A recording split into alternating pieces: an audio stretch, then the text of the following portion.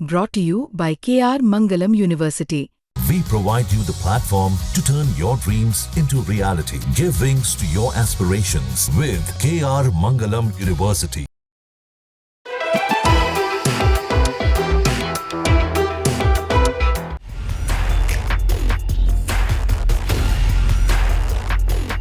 नमस्कार, जय हिंद। स्वागत है आपका भारत तक के सबसे खास शो मित्र देश में और मैं हूं Ayush.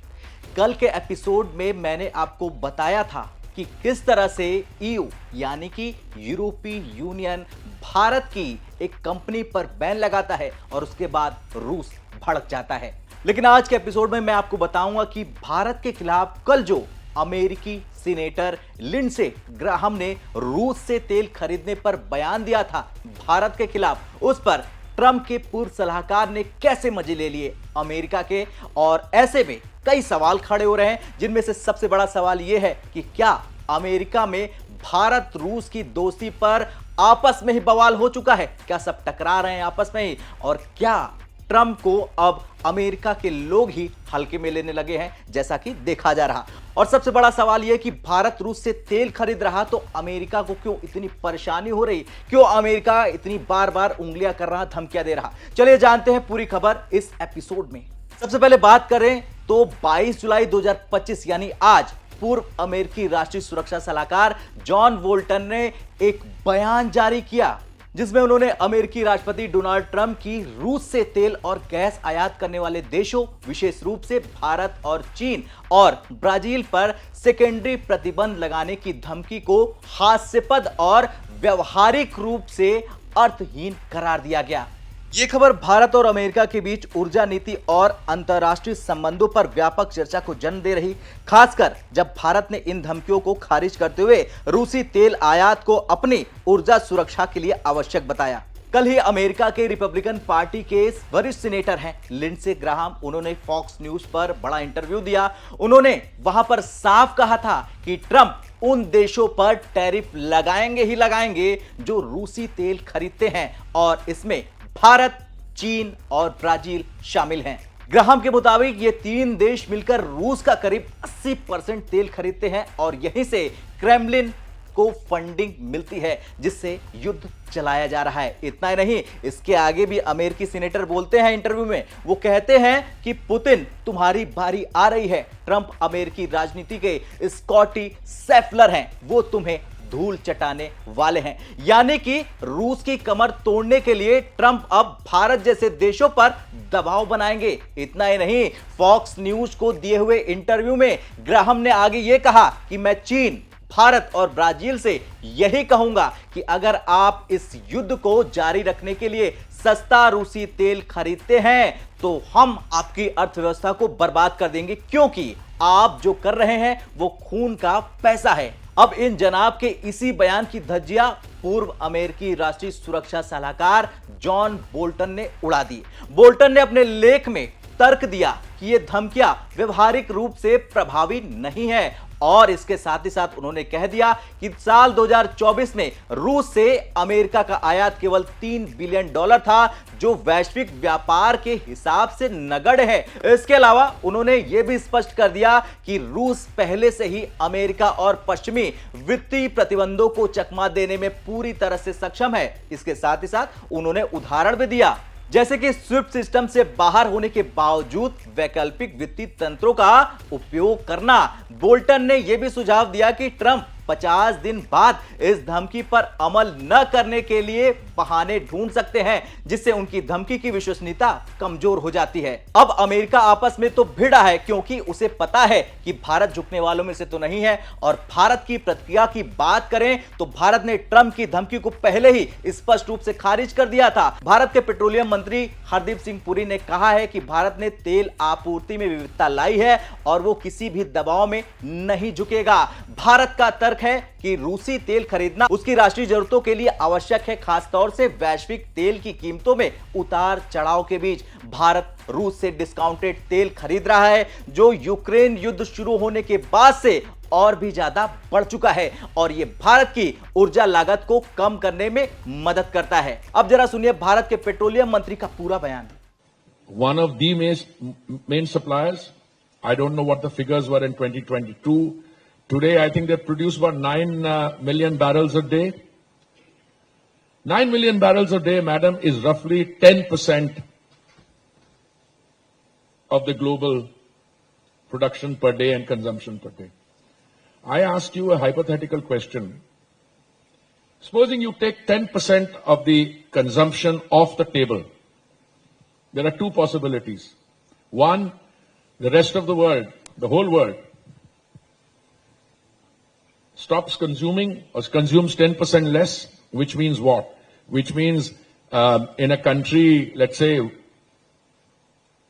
I can pick up any country, some people won't get heating in winter, some people won't get air conditioning in summer, some of the transport will stop plying.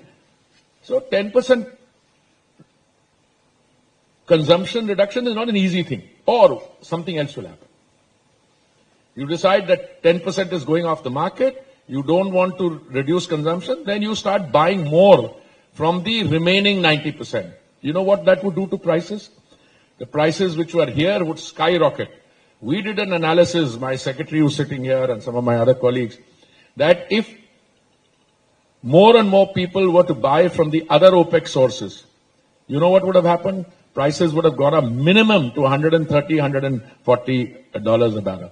यानी देखा जाए तो भारत का मानना है कि ट्रंप की धमकी अव्यवहारिक है, क्योंकि भारत और चीन जैसे देशों पर प्रतिबंध लगाने से वैश्विक तेल आपूर्ति और अर्थव्यवस्था पर गंभीर प्रभाव पड़ सकता है। और बोल्टन का बयान ट्रंप की नीतियों पर उनकी आलोचना का हिस्सा है, जो उनके पिछले कार्यकाल में भी देखने को मिली थी। उन्होंने यहां तक कह दिया, यानी बोल्टन ने यहां तक कह दिया कि ट्रंप की धमकी बाजार में गंभीरता नहीं ला पाएगी, जैसा कि ट्रंप के बयान के बाद की प्रतिक्रिया से पता चलता है। बोल्टन का यह साफ मानना है कि रूस, यानी कि वो देश जो भारत का मित्र देश है, पहले से ही प्रतिबंधों को बाईपास करने के लिए वैश्विक व्यापार और वित्तीय तंत्र विकसित कर चुका है, जिससे ऐसे प्रतिबंधों का प्रभाव सीमित यानी कि कम हो जाएगा।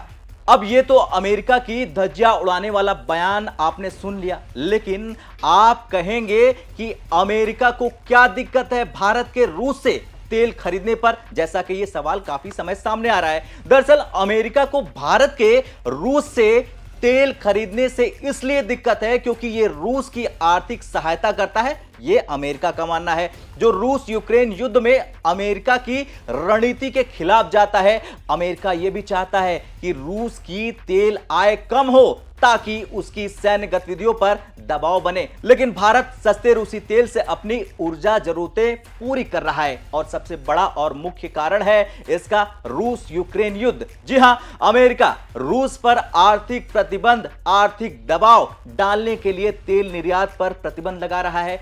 भारत का रूस से तेल खरीदना इन प्रयासों को कमजोर करने जैसा है, क्योंकि रूस को इससे आय मिलती है, यानी पैसा मिलता है। अगर भारत जैसे बड़े खरीदार रूस से तेल लेते रहेंगे तो अमेरिका के प्रतिबंधों का असर कम होगा, जिससे रूस की अर्थव्यवस्था पर दबाव कम पड़ेगा। और यही है अमेरिका की सबसे बड़ी चिंता। इसके साथ ही साथ अमेरिका ने भारत को चेतावनी दी है कि अगर वो रूसी तेल खरीदना जारी रखता है तो भारी टैरिफ लगाया जाएगा, जैसे कि 500% टैक्स तक लगाए जा सकते हैं। और यह बयान भी अमेरिका के उसी सीनेटर ने दिया जो कल बयान दिए हुए थे, यानी कि ग्राहम साहब ने कहा कि इससे भारत की अर्थव्यवस्था को नुकसान हो सकता है। भारत का रुख स्पष्ट है कि वो अपनी ऊर्जा सुरक्षा और आर्थिक हितों को प्राथमिकता देगा, चाहे कुछ भी हो जाए। रूसी तेल सस्ता है, जो भारत की जनता पर ईंधन की कीमतों का बोझ कम करता है, और यह सबसे बड़ा भारत का बयान भी रहा है। भारत ने पश्चिमी दबाव को खारिज किया है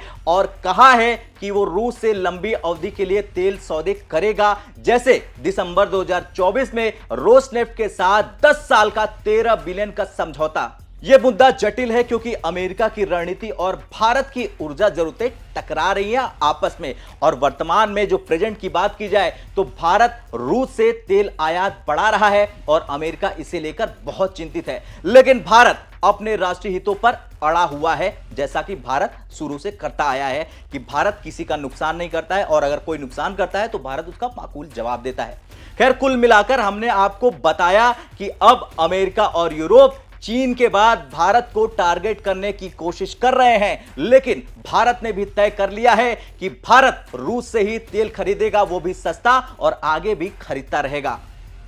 ये धमकियां ट्रंप और उनके सीनेटरों के देने से दुनिया को यह संदेश जा रहा है, भारत रूस से न तो दोस्ती तोड़ेगा और न ही तेल खरीदना बंद करेगा। और भारत कोई पाकिस्तान जैसा देश तो नहीं है जो किसी के दबाव में आ जाए, तो अमेरिका को जितनी जल्दी हो सके उस बात को समझ लेना चाहिए। भारत एक मजबूत देश है और मजबूत देश अपने फैसले अपने हित के हिसाब से लेता है, ना कि किसी के दबाव में आकर।